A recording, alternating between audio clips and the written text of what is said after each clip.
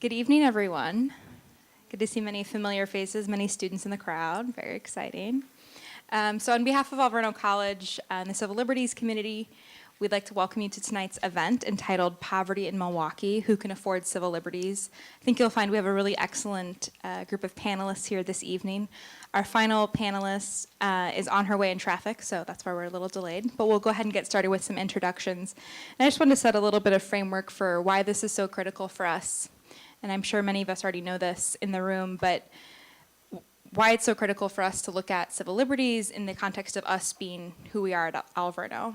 And so much of that has to do with our roots as educating women for over 130 years for social change, educating women in the Franciscan Catholic tradition, educating women from these communities to return to these communities and beyond throughout the world to make a great difference. And so it's a huge privilege to be here and to learn from our panel of experts who are at the grassroots. And I hope you'll find their stories to be compelling, interesting, challenging, and I hope that you continue to wrestle with these questions and realities in the days and weeks to come. So on that note, I'd like to introduce our panel moderator, Dr. Nat Godley, who's Assistant Professor of History here at Alverno, and he will introduce the panelists.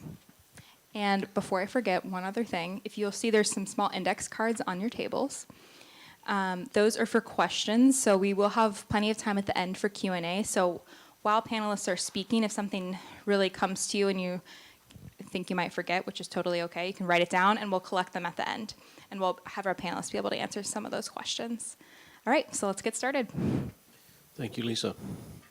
So welcome. Thank you all for coming tonight. And as Lisa said, hopefully we'll have a really interesting, we're expecting a really interesting discussion from different perspectives on a topic that I think maybe isn't the most direct connection of some of our previous work on civil liberties, but hopefully we'll get a better idea of what the connection is between poverty and civil liberties through the conversation. So as Lisa said, we're still waiting for one panelist, but we'll get going anyway. She's on her way. She's in traffic. But here we have Maria Perez, who is the Vice President of Behavioral Health at the 16th Street Community Health Center. Dr. Perez is a published scholar, teacher, and practitioner in behavioral health and specializes in behavioral health provision to Latino communities. We also have Carmen Petri, the President and CEO of Sojourner Family Peace Center, who is an incredibly important force in our community, working on violence against women and more recently, specifically working on combating human trafficking. And again, we're still waiting for the Reverend Marilyn Miller, who's on her way. She'll be joining us hopefully shortly. She is here not just as the pastor of the Lutheran Church of the Reformation, but more specifically as the chair of the board of directors of MICA, the Milwaukee Inner City Congregations Allied for Hope. And she's committed to education and service to underserved communities across the city. So, to get started, as I said, our previous forums and other work that has been sponsored by this committee and this grant on civil liberties has maybe been a little more, the connection to civil liberties has been a little more direct and more transparent. Poverty is perhaps a little less evident in terms of its connection than immigration, for example, one of the other forums that we've done.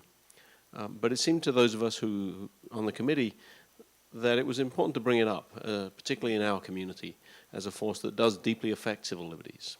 As we know, access to rights and freedoms that are supposedly available to all is in fact, and in practical terms, it's restricted by many factors such as race, geography, and of course, the topic of this evening's discussion, socioeconomics.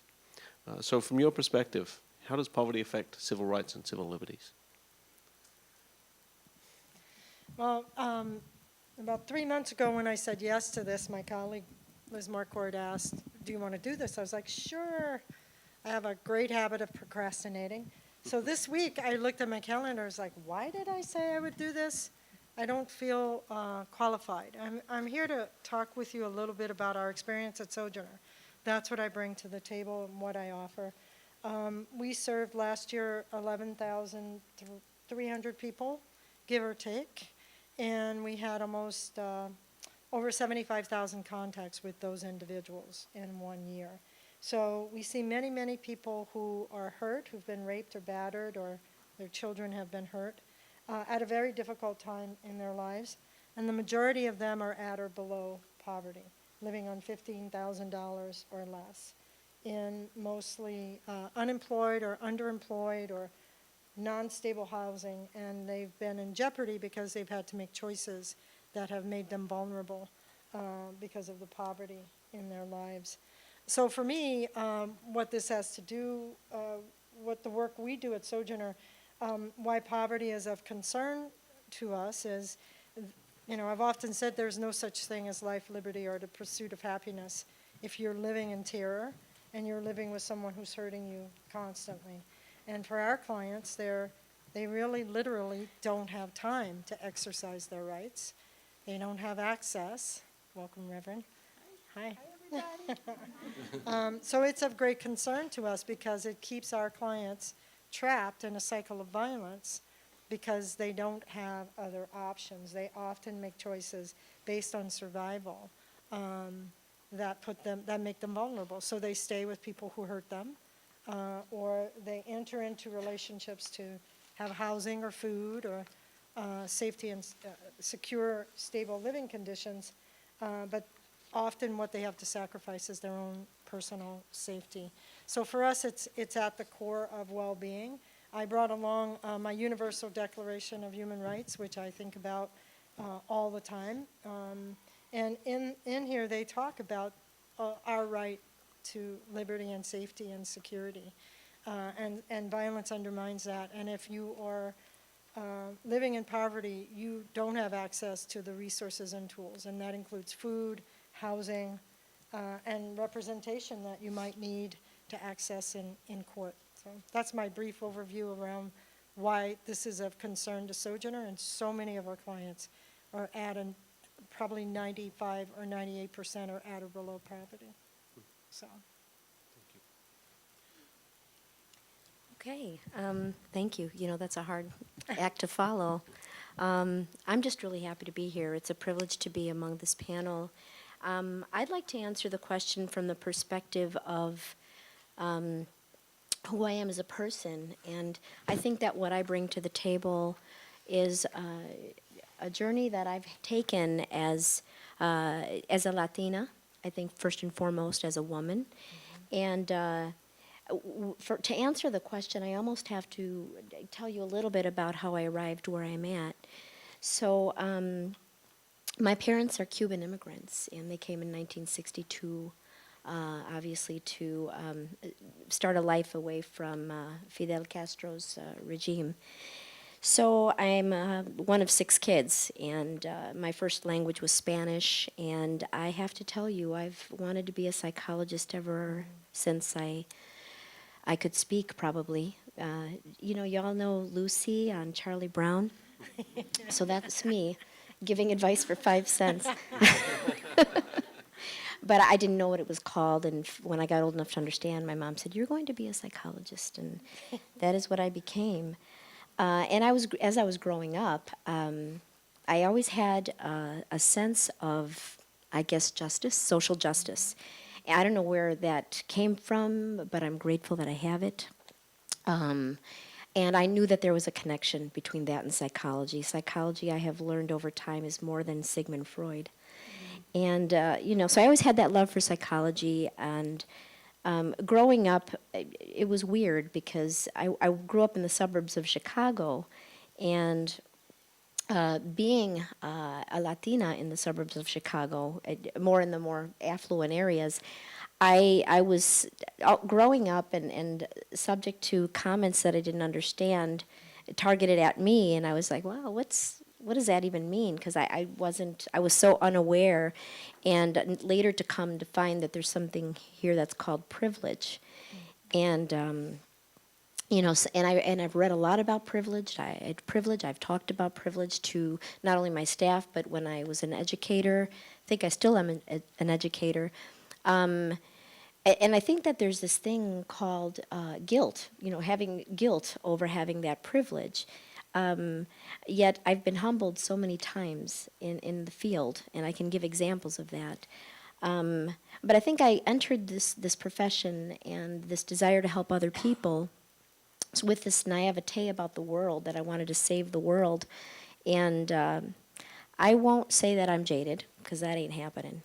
I'm not going to get jaded, but I think I have a more realistic perspective of what's going on. It's not just as simple as I thought it was in my teenage years or my 20s. It's not about uncovering the unconscious and looking at people's dreams and whatnot. It's so much more about looking at context and understanding people within their context, and how vital and how much at the forefront that has come into my life, both as a clinician and now, leading the department that I'm a part of. Studied psychology at Northern Illinois University, did the master's degree at UW, the PhD at Marquette University, and I think it's there that I ran into that scientist practitioner model, but it's also that the model of really, if I could capture it in one word, it's servitude. And to Carmen's point, really coming into contact in some earlier clinical experiences of just how profound people are hurting, but just how much their circumstances perpetuate that suffering. And let's take that a step further. It's not just about their experiences. It's about factors like stigma, discrimination, racism, and certainly poverty and other social determinants of health. And I can go on and on about talking about housing and unemployment, and Carmen's mention of how sometimes people get themselves into compromising situations because they need food, and they do things that they would not otherwise be doing. And unfortunately, there's more and more exploitation that we hear about. So psychology to me has become so much more than a treatment plan. It's really become more about looking at context and taking a serious look at our systems. My family, and this is time for transparency, I come from a staunch Republican family. And I have many, many friends who are Republican. And I make mention of that because I think it's really important to have courageous conversations with people who might see things differently than we do. And I think it's about consciousness raising and, just not getting involved in us and them discussions. Our field is just filled with examples of how marginalization and stigmatization really affect and create barriers to good health care. And later on, I'm sure Nat will be asking more specific questions about that. But my awakening on this has been about just the broad impact of things that are subtle that we don't normally, we historically didn't look at things like housing and unemployment as directly affecting health. It certainly indirectly, at the very least, affects health, and that's what I want to be here to talk about. Thanks, Maria. So I'm supposed to use this here? Yep. So yeah, welcome, Reverend Miller. And again, We need to use the whole stand, or can No, we use the you mic? can unclip. You can unclip. Yeah, like this. So, good evening, everybody. I'm glad I finally arrived. I just let you know I'm a city commissioner. We're working on a very delicate case, and unfortunately, it's a small group of us, and everybody had to be there to be able to make the decisions that needed to be made. So this was not on my calendar until today. So I apologize, but I'm glad that I'm here. So questions, and we're starting with questions first. I need to use the mic. Catch me up. So, we had only just got started. We were very glad you could make it here. I started by just mentioning that our previous forums with this on civil liberties have tended to focus on maybe more obvious connections with civil liberties, issues like immigration. But it occurred to us as we were planning that poverty, while it seems less evident, it actually really does affect people's access to rights and liberties quite substantially. And so we thought we'd bring it up. We were wondering if you could from your perspective, particularly with Micah, you work with the city commission and so on, if you could talk about how you see poverty affecting civil rights and civil liberties. So I am a pastor of a small inner city congregation in the heart of Milwaukee. And most of the people that I walk with are economically challenged, and poverty affects everything about their lives. And so, you know, when we start talking about things that the average person would be able to just handle and deal with, it just doesn't exist. Over the past couple of years, I have dealt with a number of people, for example, who have gotten these parking tickets. And if you don't pay the parking ticket, then it increases. And over time, they keep increasing. But you don't have the money to pay the parking ticket because you're a minimum wage worker, and the parking tickets will take up a lot of your money, and so you just don't pay them. Well, then what happens? So let's just say you're driving your car, and you got all these parking tickets, and you get stopped. Well, pretty soon there's a warrant out for you if you don't take care of this. And then if you don't take care of this and you get arrested, you lose your job. So it's like a vicious cycle that people end up in, and it just affects everything about their lives. I have to say that I've just really been saddened and surprised at the lack of information and knowledge that people just have just to live their lives. But it's a reality. And so one of my members just reminds me, Pastor Marilyn, if they didn't know, if they didn't learn it, well, here we go. And so for me, it just affects everything. And once your freedom is taken away from you in any context, your ability to live as humanely as possible, as strongly as possible, as wisely, and a whole lot of other things, it just gets affected. And so, I mean, we just literally bump up against this over and over again. And it's pretty scary for, you know, a single person to have this hanging over his or her head, and they're trying to still navigate life. So for me, it's all connected. The issue of poverty and civil liberties, especially for people who don't have the resources, is a direct effect on their lives.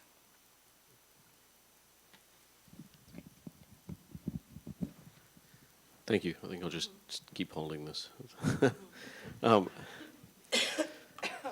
So more, maybe a little more directly in terms of your work and your different organizations, and each of you representing, in fact, more than one, how do you see your work and the organizations that you're involved with and work with, how do you see that helping to increase and improve access to people's civil liberty, to get over the barriers of poverty, to allow people to access their civil liberties?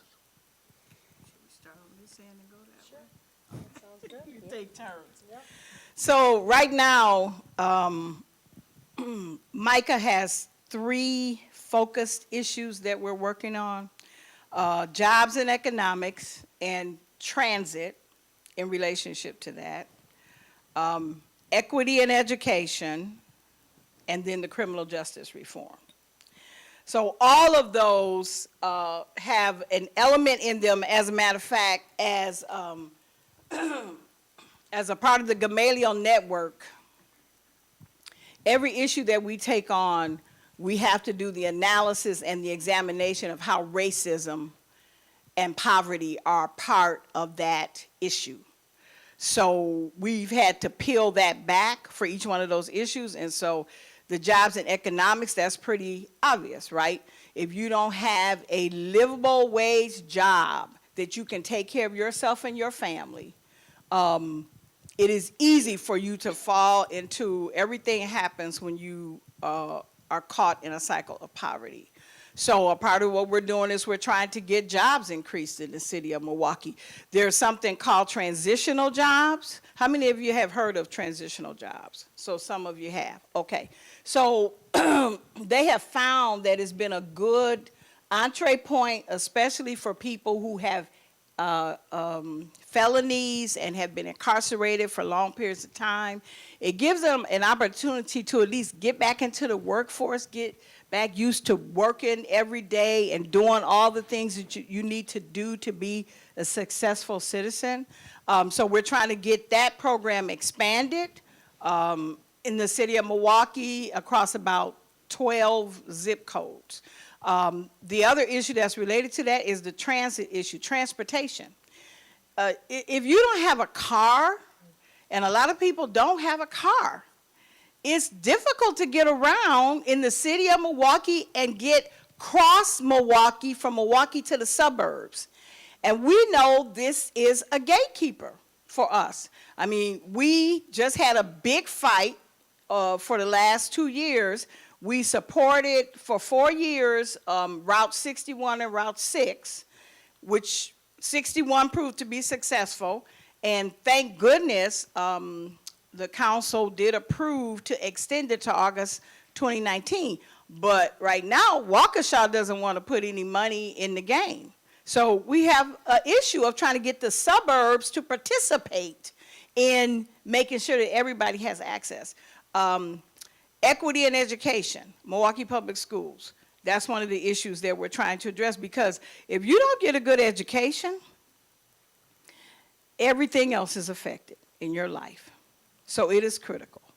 And then finally, criminal justice reform, we're coming at that from several different directions. But for sure, the old law prisoners, there's about 3,000 of them who have done their time, done everything that they've asked them to do, but they can't get their cases heard. We have had so much turnover in the Department of Corrections, and right now it's not strong so that it can take care of business. As I was doing research and preparing for tonight, one of the pieces that I discovered was this group of people who they're asking for compassionate release for. There's about 1,200 of them in the state of Wisconsin. And those are people who, in many cases, literally can't get up out the bed. But they're still held in prison at $70,000 a year. Almost $84 million is being spent. And these people are not a threat.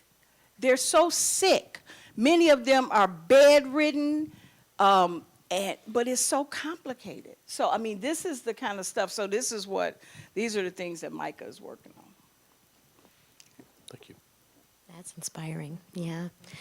So from a clinical perspective, you know, at the 16th Street, I've been there a little over 20 years, 22 years, something like that. And over time, I've watched some evolution in even the way that our infrastructure, our organizational chart has looked. We now have a vice president of community initiatives, and she overlooks a lot of the happenings that are addressing social determinants of health. And so I can tell you from an internal perspective, we certainly have done our share at looking at even health literacy. So the way that even our informed consent forms are written, it's not enough to translate a document into Spanish and the other way around.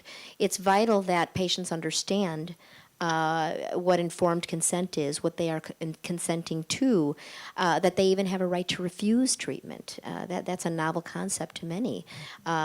People who are living in poverty, they may not have the level of education, so they don't understand even the concept of the right to refusal. Another example I've seen it in is just lack of health literacy around taking medications as prescribed. And we've really taken, our primary care doctors have really taken an internal look at how can we make sure our patients are looking and understanding what that bottle says and really monitoring that more closely by incorporating behavioral health consultants into the exam rooms and incorporating social work when needed. The MAs are highly active in that process. We're now doing work too in the school system. More and more, we're adopting that school-based mental health model. As you know, that we not only do mental health, we do primary care, and growing into that area to kids and teenagers who would otherwise probably not access health care because many times they're from a single parent home and they're working two jobs, and we're trying to meet them where they are in the community, thereby removing those access barriers that, to me, is the number one challenge in my setting, to those who are disenfranchised, to those who are marginalized, and frankly, not as trusting, because there's the trust factor, too, that there's a historical discrimination and marginalization just breeds mistrust, and so that's a barrier that we are often looking at. And what does this have to do with civil liberties? It has everything to do with civil liberties. I don't think that a week goes by where I don't run into families that aren't even aware of what their rights are. So a lot of what we have to do is step out of our job descriptions. It's vital to be willing to be the person that is going to make the phone call on their behalf to the electric company. And where I'm from, there's no such thing as that's not in my job description. That's just not okay. That's not okay to do. It's in everybody's job description. And that's, I think, the culture. That's the kind of internal culture that we're trying to create at the 16th Street. I know that in my recruitment efforts, even the way that I interview my candidates has changed over the past probably 5 years as I have learned more about trauma-informed care, the impact of trauma on our patients and our communities, and really trying to vet candidates who are going to be addressing mental health concerns with our population. They have to know the impact of poverty. They have to know the importance of willing to cross-pollinate with other disciplines and have conversations with lawyers and be willing to write a U visa letter to someone who is trying to seek safety from an abusive relationship. And, I think back in the day, I could remember there was a clinician that said to me, I don't want to write a U visa letter. I don't know anything about that, and I'm not a lawyer. That's not what I do. And thankfully, I think over time, the psychology of treatment has expanded into being an advocate. We have to be advocates, and we have to be willing to do more than just treatment as usual. I think it's again in the spirit of the conversation regarding civil liberties. It's really looking at the populations we work with. They need so much more than just treatment. They need to have those other peripheral needs addressed. Otherwise, there's very little that medication is going to do, or a 50-minute hour with Maria Perez is not going to help. I assure you. So I think, Carmen. Thanks, Maria. So, as Maria said, I was just sitting here thinking, I grew up poor. I grew up in a small town called Cut Off, Louisiana, and I was raised by my aunt, and I was just sitting here thinking how many times we sat down for dinner and we had one chicken for 9 people. And the men in my family got to eat first. And so as a kid, I just watched this chicken disappear until it got to my plate. And by the time it got to my plate, my aunt would put some rice on my plate and put some grease on it and say, here, baby, that's all we have left. And I was thinking, the hurt, we were at least sitting at the table together. So poverty doesn't take away your spirit, doesn't take away your sense of who you are.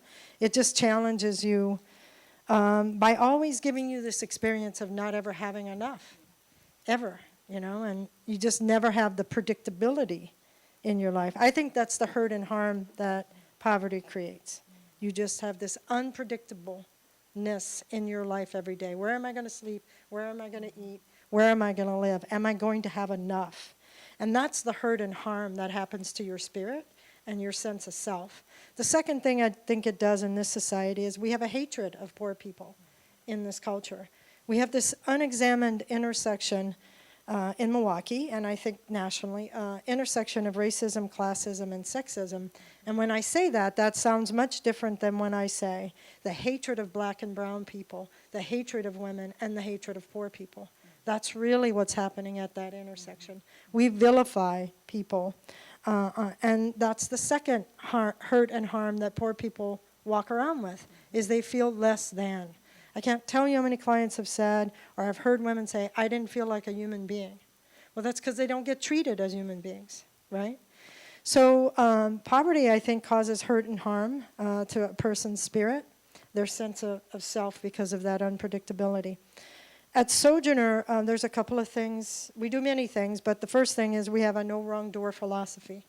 You walk in our doors and our staff know, even if you're there with your 9 parking tickets and we're a domestic violence agency, we're not going to say, I'm sorry, sir, you're at the wrong. A couple of weeks ago, this guy walked in with 9 tickets and he was very upset. And I said, you know, we're a domestic violence agency, but we'll help you figure out where you need to go. And my security guard came in later and said, I just spent some time listening to him. He was just frustrated. So no wrong door. The second thing we do is we give love, dignity, and respect more than anything to people. When you walk in, I talk to staff all the time. Love, dignity, and respect is the most important thing we do at Sojourner. We do a lot of other stuff. If we don't do it with love, we don't do it with dignity and respect, we shouldn't be doing it. And the other thing I say to staff is, how can you love somebody else if you're not loving yourself? And so there's an inherent connection. So that's sort of the backdrop and the culture we're always trying to create at Sojourner. No wrong door, love, dignity, respect. We're overwhelmed. Lots and lots of clients are walking through our door. We have services in 3 main categories. Crisis housing, so people who are fleeing a violent situation, women and kids. We house about 600 women and kids, and technically they are homeless when they move into our shelter. We're an emergency shelter, so we're not crisis. Clients stay with us for 30, 60, 90 days. We try to exit them to something more stable.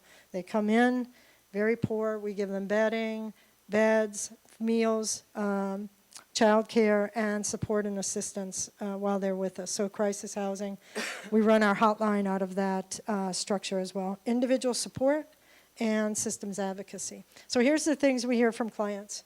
They walk in, the 11,300 I talked about, they're like, don't talk to me, Carmen, until I'm safe. Do not talk to me until I have a place where I feel like I'm not going to be hurt or harmed and my kids are safe. The second thing they say is, don't talk to me about anything else until my basic needs are met. I have some food, I have a place to sleep, I can't think about anything else. Then the third thing they start to say is, what about wellness and how do I heal this hurt and harm inside of me so that I can figure out how to maybe have a different life? That usually happens 2 to 3 weeks, 4 weeks after they begin their journey with us. And so we provide services in those categories to help people with meeting those needs. And then in the third category, we have a life skills program. We do financial literacy, educational support,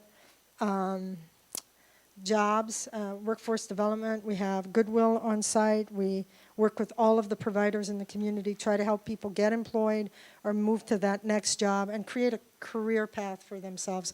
We don't only talk to people about getting a job. We want people to have a career. What do you love to do? We want them to have what we have.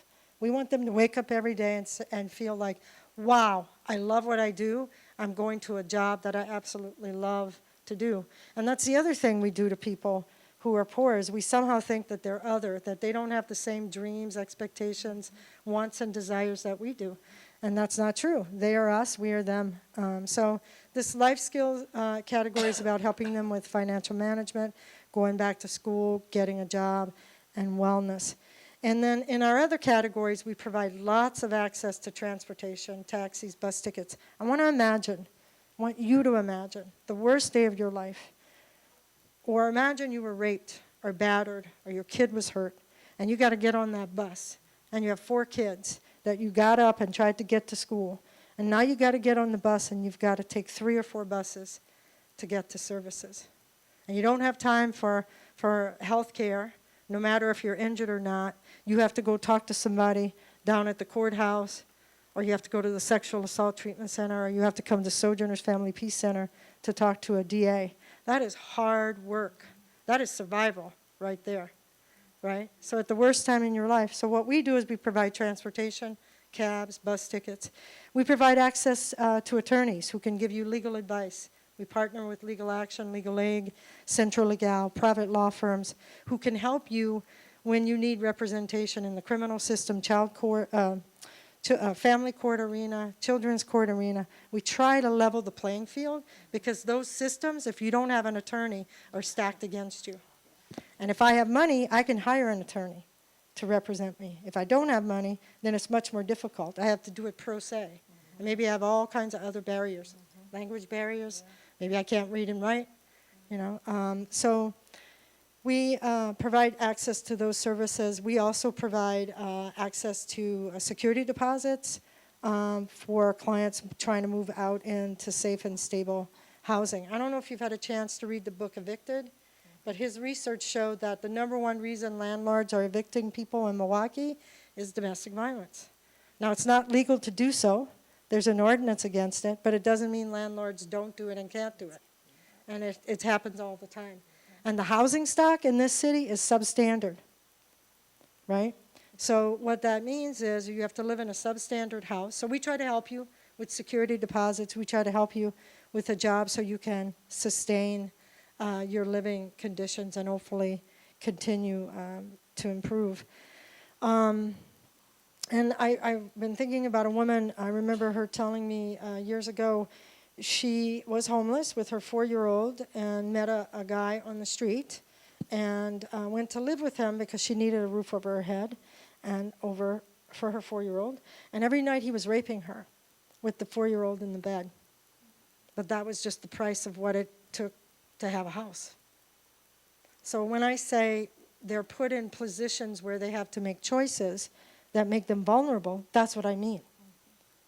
You know, it's very, very difficult. And I think in Milwaukee, we have to look at that intersection of classism, racism, sexism, and how that actually holds violence in place in people's lives. I also want to be clear, at Sojourner, we don't believe that poverty causes violence.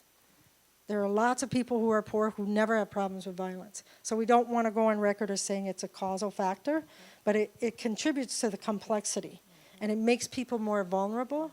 You know, when you don't have a car, or you have all these tickets, and you don't have food, and you don't have housing, life is just all about survival. So what do civil liberties mean to you? What does that matter, right, if you're living in that kind of environment? At Sojourner, we try to do what we can to lift people up and hold them as they're trying to heal the hurt and harm in their lives. Thank you all. That's really some incredible work that you're all doing, and really good holistic picture of how poverty affects people's lives, and specifically in this area. Some of you have touched on some specifics, but if we can dig a little deeper into those, can you identify any particular areas, for example, some that we've mentioned already, transportation, education, healthcare, police, and criminal justice relations? Are there any of those that, or any other specific topics that you feel you'd like to have more discussion of, that you feel that there's a particular issue of access to civil liberties, or a way in which civil liberties intersects with those particular topics? So. I don't know. This is what came to mind. I heard Marian Edelman a couple of summers ago speak at a conference in D.C. If you don't know who she was with the Children's Defense Fund. She said, we know how to solve poverty. We've had a study for 10, 15 years in this country. It would take like $74 million to lift every child out of poverty. Yet we spend $215 million keeping infrastructures in place that manage poverty, right? And her point with that was, it's time we start building programs that are meant for us to use. There's like no us and them. And I think what I'd like us to have discussion about is how do we envision programming that is built, like at the Family Peace Center, we built a building that anybody could go to, right? It's a building my daughter could use, you know, regardless of how much money you have or don't have. And I think what she was trying to say is we make people with issues the other, right? And if they're the other, then we can create substandard and we can build institutions that manage the problem and don't solve it. And her point was we have to start addressing the problem as if it's our problem, because it is, and build programs from that place. And so my colleague Liz was saying, you know, what's the one takeaway? We want everybody to exercise their civil liberties. And so no matter how difficult their lives are, and so we need to build programs that help them do that, as if it were a program for us. Does that make sense? Yeah, because it is, as you said, it is a program for us. So. Okay, thank you. That's what came to mind. Yeah, thank you. I was thinking along the same lines, and you know, I hear you say that, and as I was thinking through when Nat was asking the question of what a paradigm shift that would take, because I think that the us and them mentality is so infused in the way that we've been operating for decades, and there's still that divisiveness. It's a great divide, and I think that just to simply say that it's political is an oversimplification. I think that all of this is code for discrimination, classism, racism, sexism, everything you talk about. So getting at that idea of a paradigm shift that can really inform and transform policies and priorities.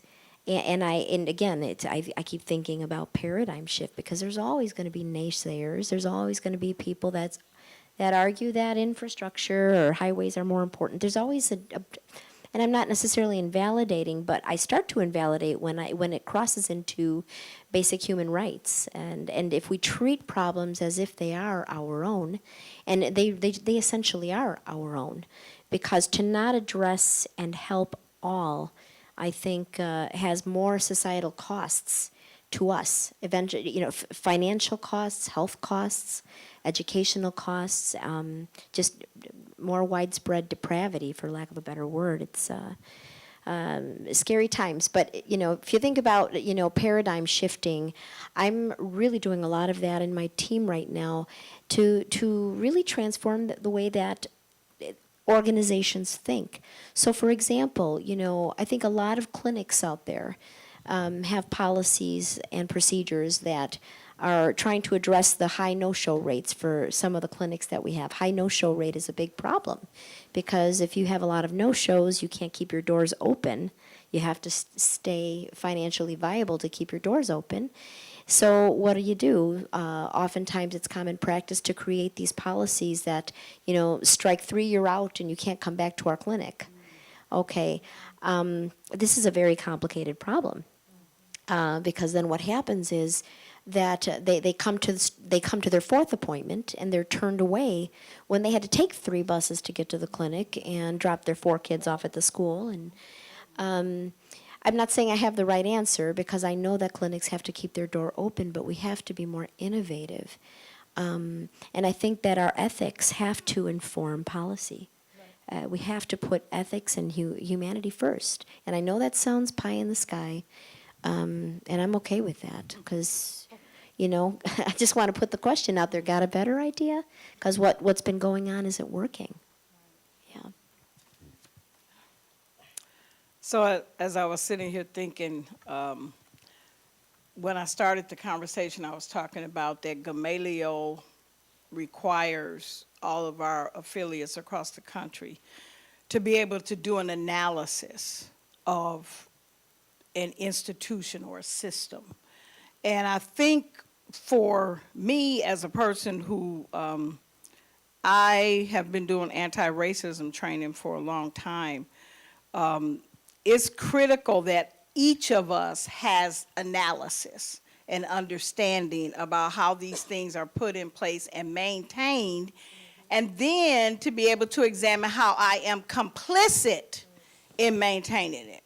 Because we get to make decisions every day that can say, are we with or are we against, or do we just stand on the outside and watch it all?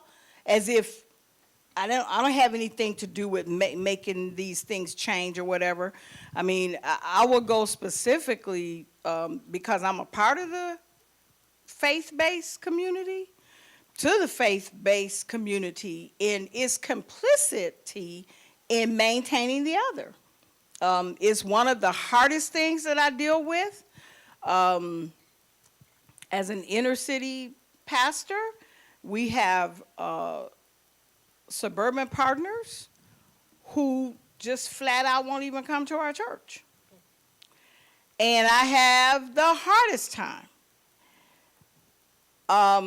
in my heart being able to even contain myself to have conversation with people who say, I am reading this holy book that tells me to love God and love my neighbor, but I won't even go and visit my neighbor. I don't know how you justify that.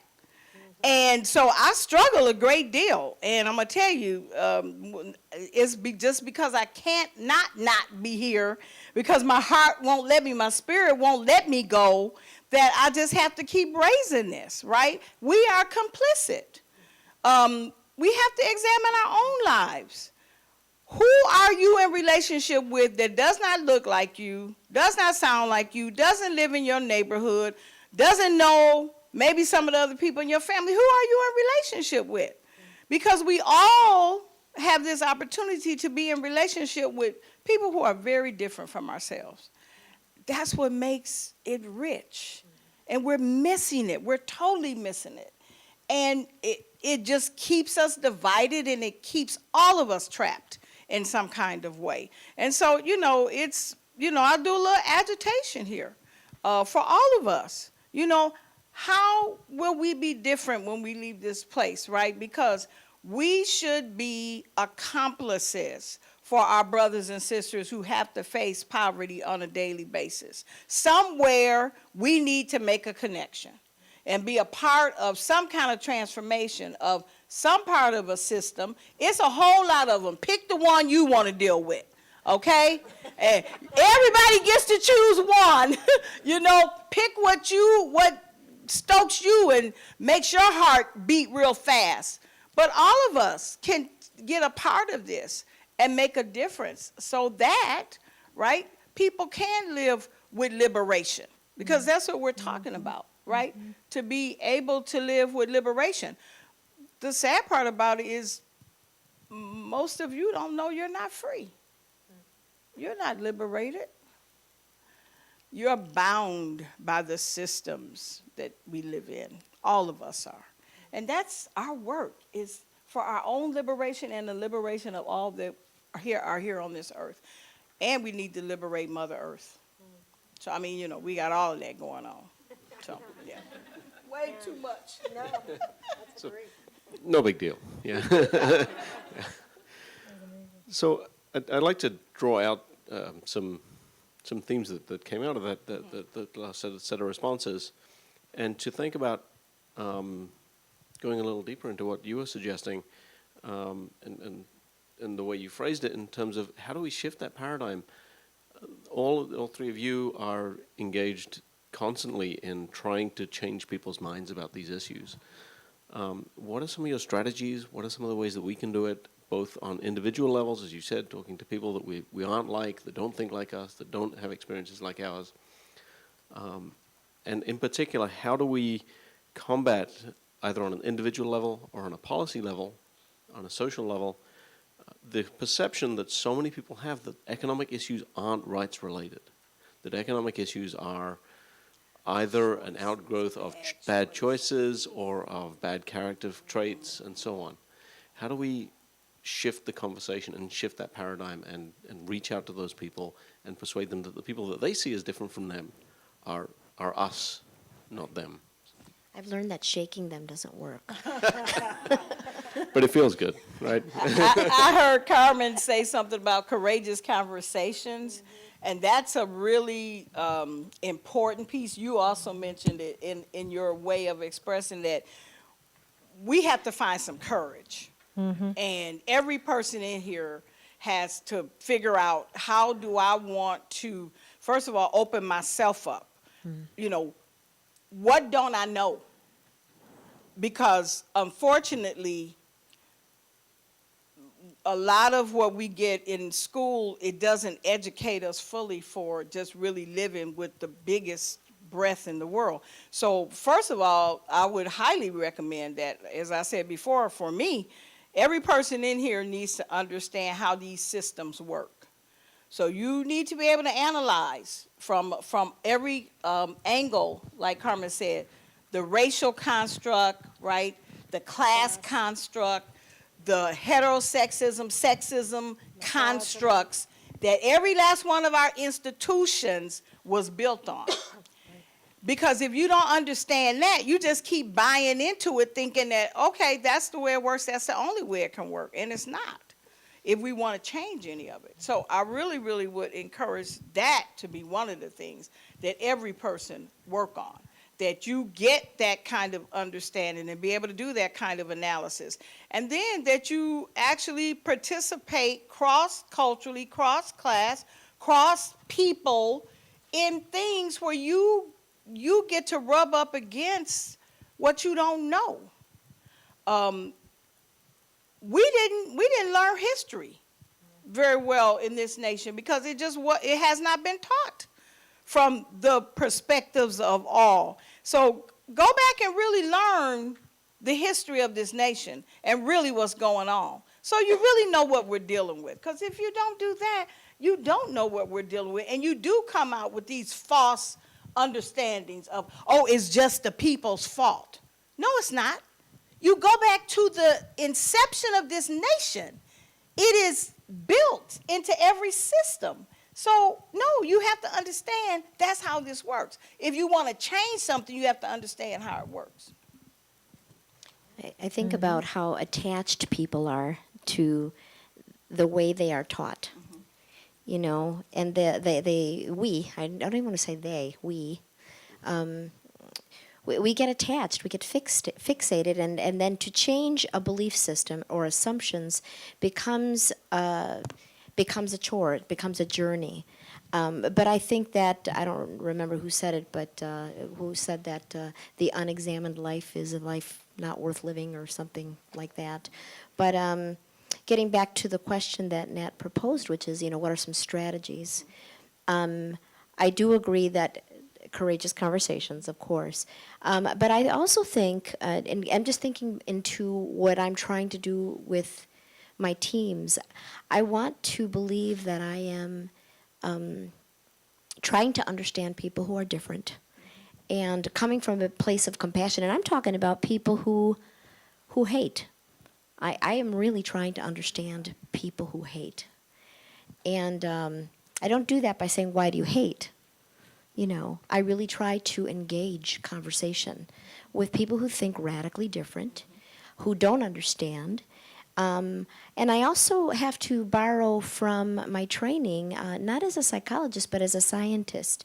So the scientist practitioner model uses the scientific method. And, what do we know of? We have to be willing to be wrong. So we all know that developing critical thinking skills is vital. And policies that are unexamined breed more of the same. So what I'm proposing is that we become advocates for using smart methodologies as we examine our policies, as we have conversations with those who are different, and maybe even try to understand why there's the resistance to change, even within ourselves. And sometimes we fall asleep. I don't know if this happens to you all, but I fall asleep sometimes. And I relapse into sort of a behavior pattern that is just sort of on automatic pilot. And we know, and you call it complacency. And that is the devil right there. That's really, really just the enemy of creativity. And I think that it doesn't help us when we can't think outside the box. So I think that when I think about strategies, those are the kinds of things I think about. And I don't want to be, as I get more into this field, I don't want to be part of something that, or systems that just perpetuate more of the same. It doesn't work anymore. It's an outdated model. So I think that people need experiences of hope and healing. And like I'm not so much in like I'm over 50 now. I'm less invested in trying to talk you out of your position. I'm more interested in giving you an experience of hope and healing by how I treat you. I believe as, you know, if we reclaim our own humanity, then we're more able to offer humanity to other people. But most of us are caught up in these systems that we've been so hurt and harmed by, we're just transferring our pain everywhere. You know, we're not healing it. If you don't heal it, you transfer it to everybody around you. So as helpers and healers, if we want to build a culture of hope and healing, we have to heal ourselves as a way to offer hope and healing to other people, which is why I talk to our staff about how can you offer love to somebody or humanity to somebody if you're feeling like you're not even a human being, right? And you're walking around with all this hurt and harm. Both are connected. So I think experiences are really critical. I walk around our building, I look at our clients in the eye, I stop and talk to them. We have food in the building. I treat people equally. I let them know I'm interested. The staff as well. I walk around every day because I think we're dying of loneliness and dying of disconnection. Yeah. And that experience of hope and healing is really, for me, the bridge towards making change happen in this culture. There's a group of us, about 10 of us, that have been exploring the connection between our own healing and the work that we do out in the world and trying to restore humanity to the work that we're doing. So, you know, how many of you been in a business meeting, somebody starts to cry and they start to apologize? And we're working with a shaman and she says, you know what that's saying is that you're sorry for being a human being, right? So we need to bring humanity back, our own humanity, as a way to bring other people's humanity back to the table. And then I think together we can build a different system. But to me, I think it's an experiential thing. I think the rhetoric is so hateful out there. We need experiences of each other that are about connecting around things that we have in common. If you're raped or you're battered or your child is hurt, it doesn't matter what political party you belong to. It makes no difference at all. The average rape is about 8 hours long.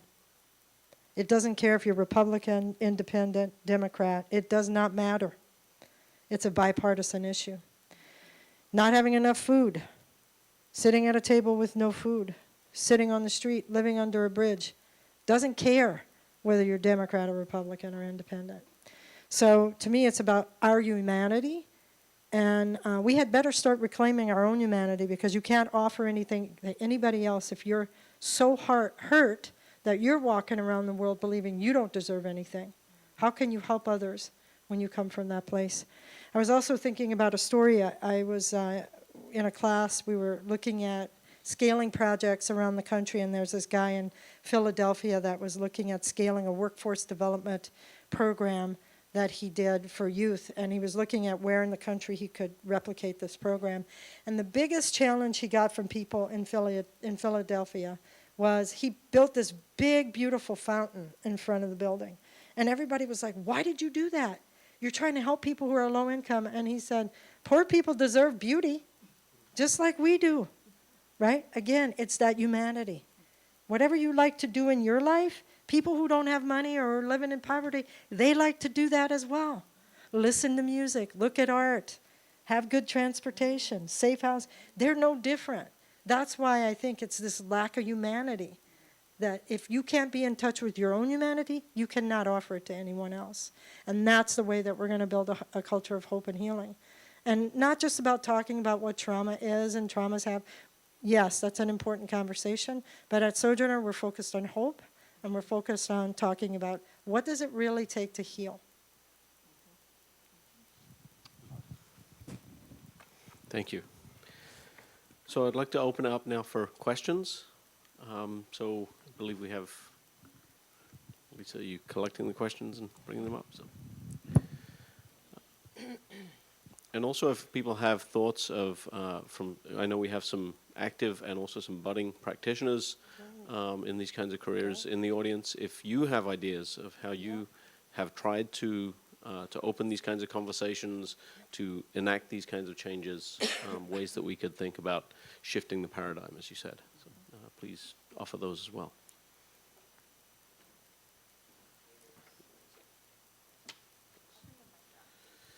Great.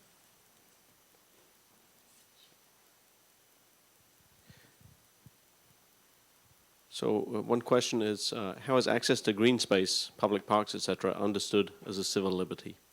How does your organization emphasize environmental access? You know, at Sojourner, we have a couple of small green spaces around the building, but I happen to be Quaker, and William Penn, when he came over many, many years ago, Philadelphia, if you think about it, is full of public spaces because of the belief that that you can't own land. It's not something you own. Everybody deserves access to it. I think green space is actually really critical to your sense of being a human being. I think having too much concrete sort of boxes us in as human beings, and I think the lack of it is actually detrimental.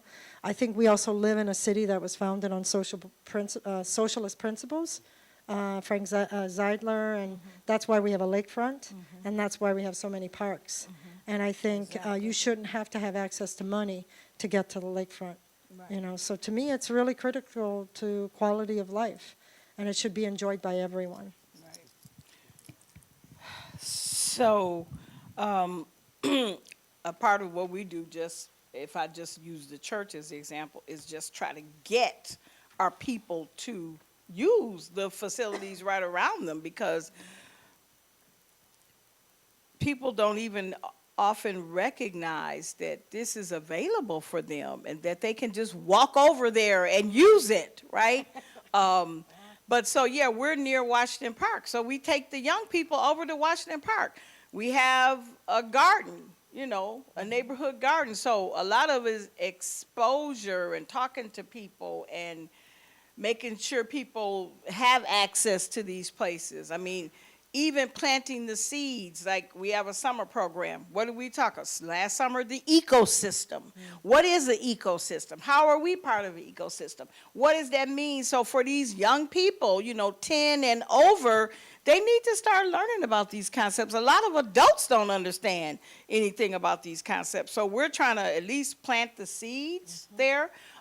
Certainly the environmental piece is something that we have concern about. So that's one of the reasons why transit, for example, is an issue for us, because it just having more and more cars on the road is not the solution. We have to have alternative transportation, safe, reliable, alternative transportation that people, the public, can access. So, I mean, that's environmental. You know, that's how we take care of our environment. If we just keep adding more and more cars and putting more and more pollution in the air and don't care, well, you know, we just all get sicker and sicker. So, yeah, for us, it's trying to stretch people to use what's available, but then to care for what's available, too. So that's one way in that we're doing it. So we have a community health initiatives department, and within that department we have environmental health as one of its branches. And I don't know how many of you are familiar with the work of the 16th Street Clinic on the Kinnickinnic River, but we've been instrumental in really beautifying it. It's nothing like it used to be, and I think that one of the beauties of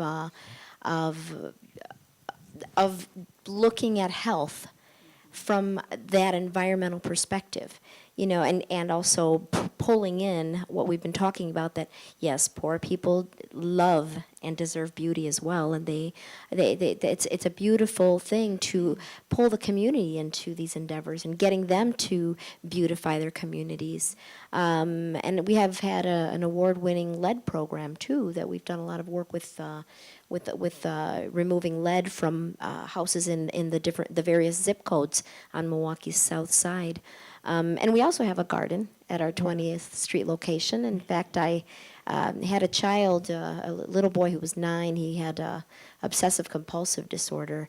He didn't want to get his hands dirty, so I took him out to the garden, and didn't force him, but coerced him to help me pick some green beans and some tomatoes. This was a few summers ago. And he didn't want to touch the dirt. And by the time that session was over, he was filthy. But he had some tomatoes to take home with him. And of course, when we came down to the office, his mother was in the waiting room, and the first thing he wanted to do was wash his hands. And I said, And his mother just winked at me because she knew the value of just having him get dirty. And so I think that's always a sweet memory, because it's, helping and beautifying and participating and loving our environment can occur and should occur outside of office walls. A question specifically for Reverend Miller. Regarding the compassionate release issue, what's the main barrier towards having these inmates released? Let me see. I had some notes on that. There is a process that you have to go through. And from my understanding, the state does not provide enough people that can take the people through the process, right? So if you don't have enough staff to do that, then it doesn't happen. There's also the way our statutes were written and our laws were written, there's some loopholes. And anytime you leave loopholes, that's a problem. Because then the state doesn't want to release people. They keep saying, well, they still might be a danger to the public, right? But this person is bedridden, right? But so yeah, I'm gonna dig in my notes while you guys. I'm trying to see if I have them with me. I might find them. I don't know if I got them with me, but yeah, there's some specific problems with the way it's set up. It's the same thing for the old law prisoners. We have some similar kinds of problems, because if you committed your crime after December 31st, 1999, even if you did all of every requirement and everything that you're supposed to go through, but you still have to go through the parole board, but it's dysfunctional. And so since it's not functional, people don't get regularly brought through it, and so you just are not releasing people. We just had one person released in I don't know how many years, and when you talk about, Carmen raised up the issue of money, I believe the only reason he got out was because somebody got him a lawyer. And if you don't have access to the money, then yeah. So yeah, there's some issues there with the definitions of, what's really, so sick that you can't do anything. There's some problems with the definitions and things. So, yeah. I wish I had my notes. Let me see if I can find them. So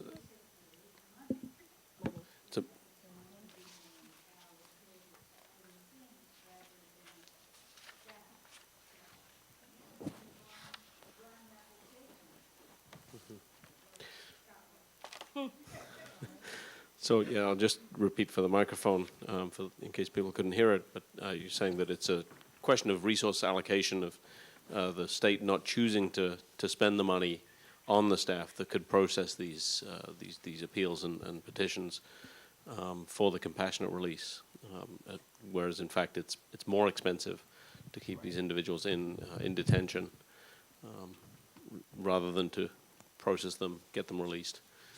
But there's a choice about the allocation of resources there, a political choice. So I'm going to actually find your notes. Yeah, you go ahead. Go on. I'm gonna look for it. Okay, so we'll come back to that. So another question was if any of you could speak to any particular policies that you support or believe could be enacted that would help address any of these issues. Are there any, in an ideal world, I guess, or maybe in a realistic world? I think living wages for people across the board, paid sick leave, there was a provision in paid sick leave that would allow you to take time off for a restraining order hearing or access to resources if you had been raped or battered. I think those are important measures that could be in place to help people economically, not put their jobs in jeopardy or put them in a place where they feel like they have to lie to take time off. I think living wages would go a long way to help people not have to have multiple jobs. What pops into my mind is managed care and just health care coverage in general. That I think that I think there's great variability. There's great heterogeneity with regards to different insurance products that are out there that our friends in these impoverished areas live in. They often have a less than par policy or coverage, or it's inadequate. And I think that there isn't enough pressure on insurance companies to really step up to the plate and provide adequate coverage. And I think that's also driven by, that's code for, there's some, racism or discrimination, more discrimination and just fear of what those policymakers don't understand. And I think it just perpetuates, again, division. And but I think that healthcare is huge right now. I think it's a huge issue, and policy it really needs to be addressed in a very aggressive way. And I think we need some aggressive voices at the table who are really going to stand up and say, this is unacceptable. We really need parity, but not just mediocre. It has to be acceptable and not put people deeper in the hole. So I think that's what really speaks to my heart when I think about a makeover of policy. Yeah, I don't have the notes, but I would encourage people to look it up because they're in the state of Wisconsin. Like I said, we've got about 1,200 people that are in that situation. And so a part of when you talk about what can we do, so I don't know, when is the election going to get decided? I don't know. Is it done? I mean, I know there's going to be who knows, they may appeal it. But anyway, but it's just always messy. It's always messy. But so we elect these politicians who are supposed to be representing our interests and what we care about and stuff. But one of the things that we don't do as citizens is we don't hold them accountable. We let them get into office, and then we don't pay any attention to what they're doing. So laws are getting passed and things are getting done, and we don't even know until it's done. So that's another thing we need to be much more proactive about is the things you care about, the people that you put in office that you voted for, whoever it is, you have to check on them and see what they're doing. And then when they're not doing something that you want done, you call them on it. And they tell us all the time, they want the public to call them. They want you to email them, so do it. Don't just let them get off with making that $50,000, $60,000, however many $1,000s a year, and they never answer back to us for what they're doing. So that's a part of what we're, looking at. So you all are working on the lead piece, and so additional policy pieces are some of the things that we're looking at. How do we get some policy in place that can address some of these things, like with the housing, right? Dealing with the landlords and things like that. I mean, so we have to come at it from all the different directions, and that's what I'm saying. So, yeah. I also actually think we have a mental health crisis and an opioid and addiction crisis. And there's a study you should take a look at. It's called Pain in the Nation. They published a report, and they're tracking a new level of death at the federal level, and it's called death by despair. It's anybody who dies of suicide, drug overdose, or alcohol-related death. And their prediction is between 2016 and 2025, there'll be conservatively 1.6 million people who die in this category. There may be up to 3 million. And so they are calling for a national resiliency strategy. And I would say, physicians need to look at how they prescribe pain medication. We need better access to practitioners at the neighborhood level who can help people with trauma, all the ways that they've been harmed so they don't self-medicate and end up going down a road where they self-destruct. We have demolished the alcohol and drug abuse infrastructure in this country. If you become addicted, you may get a couple of days to get detoxed, and then you're out on your own. We are paying a price for this, and it leaves a long trail of despair in people's lives. And then what we have is another generation of children whose lives have been decimated by addiction and alcohol and suicide, and we don't take it nearly as seriously as we need to. We should have universal access to care that can help people heal in the ways that they need to heal. I'm on a task force, and I said, you know why people call the drug dealer at 2 in the morning or 3 in the morning, or they go to their drug dealer's house? Because they're there. They answer the phone. They open the door. What program do you know that you can walk in off the street and say to somebody, I'm really in despair? Do we even allow that? Do we have the vocabulary in this culture? We don't. So far too many people are dying of despair and loneliness and isolation. Those are not just words. People are taking opioids because you cannot live as a human being disconnected from other people and from a higher power than you. Absolutely. You just cannot. So you are either drinking yourself to death, you're working yourself to death, you're taking a drug, and you're hurting everybody around you because you cannot live in that state. And we don't take that seriously enough, and we have had generation after generation of despair. And what I'd like to see is that infrastructure change. Just for instance, right now there's a 2-year waiting list for psychiatrists for children in this county. I said to the person on the phone, why would you even say that to me? If I have a kid in crisis and you're going to say to me it's going to be 2 years to be on a waiting list, I have a kid right now today that needs a med check, not 2 years from now. So what are we doing to get more people to go into med school?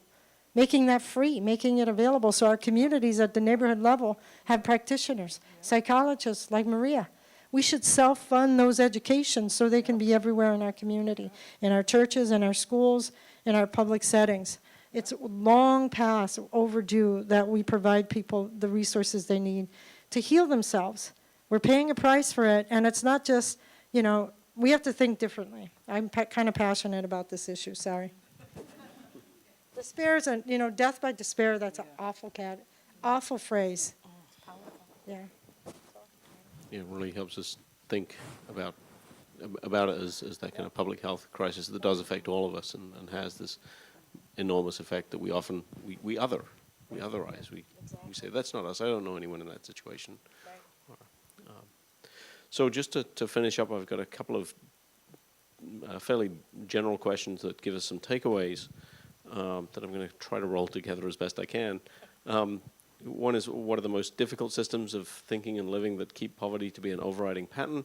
And then to pair with that, on a more future-oriented and optimistic note, hopefully, what can we as college students, from one of the college students in the audience, what can we as college students do to help with poverty and related issues in Milwaukee?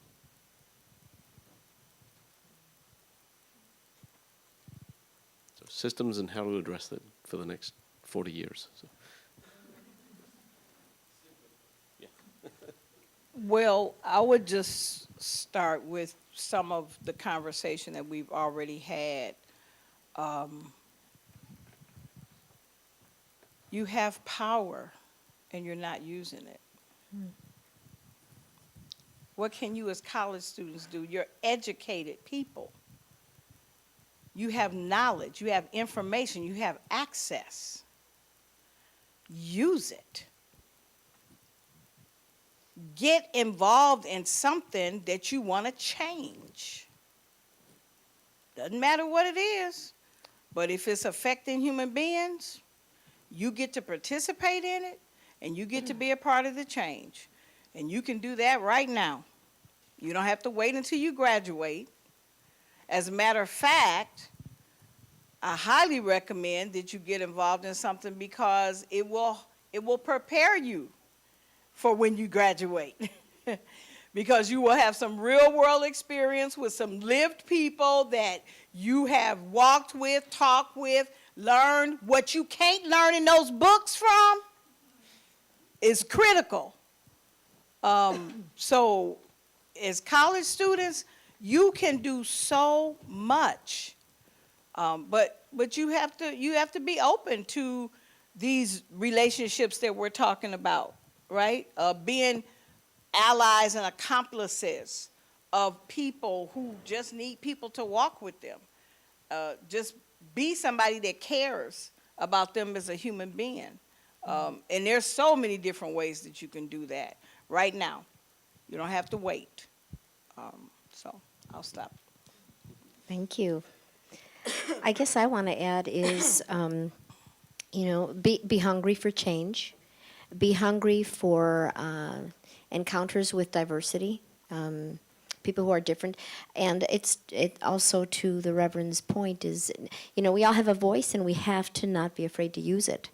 And I can speak to to students because we train students in our department and at our clinic. I think that times are changing. There are system changes going on, not rapidly enough, but at least I'm starting to see glimmers of that in students that are entering the workforce, at least in mental health. There is a greater willingness to meet people where they're at instead of being up in an ivory tower and sticking to the 50-minute appointment. We have to be willing to see people for a walk-in. People aren't going to come to a clinic when they have an appointment necessarily. They're going to come when they have a crisis. So I think for students entering the field of helping or the field of policy change, the field of education, whatever your sector is, to really promote the idea of thinking outside the box and being willing to do things in ways that I think others have been fighting, others from my generation have been fighting. I think and again, I can speak mostly to mental health, which is, that 50-minute hour appointment, and people are so guarded and protective of their time. Be willing to take the time. And there's always the argument of, but then I'm going to burn out. And I think, Carmen, you've talked about this beautifully all night long, is self-compassion and self-care. That has to be part of the future and part of the trend. We have to be compassionate with ourselves. We have to create wellness circles. We have to do more reflective practice so that we are energized and just prepared more than ever to greet each day with the mindset that we are here to help. And if we're not helping, then what are we doing? And then more just on a personal note or just in our personal lives, trying to be consistent with what we believe. In other words, be willing to stand up and disagree with somebody who's saying something that is either uninformed or ignorant or just plain mean. To be willing to just call people out. And, I'm getting older now, so I'm happy to just, I say things all the time and people just look at me and... But we just have to be bold. We just have to be bold, and that's the greatest piece of advice I could probably give people who are going to enter the systems that we're in. I would say develop some critical thinking skills. Hopefully that's what you're doing here at Alverno. Start asking yourself why. Who does this serve? What's going on? Say, right? Surround yourself with people or try to find people who don't agree with you, who can challenge you. The most important thing for me is get yourself a set of principles, whatever that is, and try to live by them. For me, that started 34 years ago when I got in recovery. And basically what that means is I have a framework that I try, and I fail, but I try to live my life by. I keep my side of the street clean, do a daily inventory at the end of the night.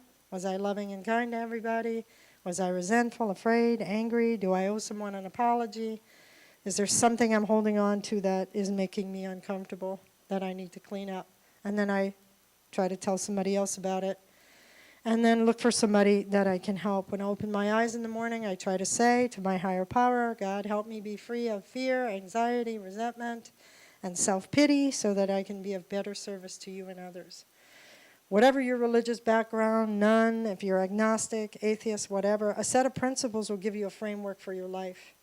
And hopefully it'll be a framework that will keep pushing you to be of service to other people. We are led to lead lives that are, we're under this illusion that it's about us, but it really isn't about us. For me, it's about discovering that life is about being of service to other people. So my hope and prayer for your education is that you will find a path to being of service to other people, and you'll live out that legacy or into that legacy with courage, because we need courage, we need love, and we need kindness.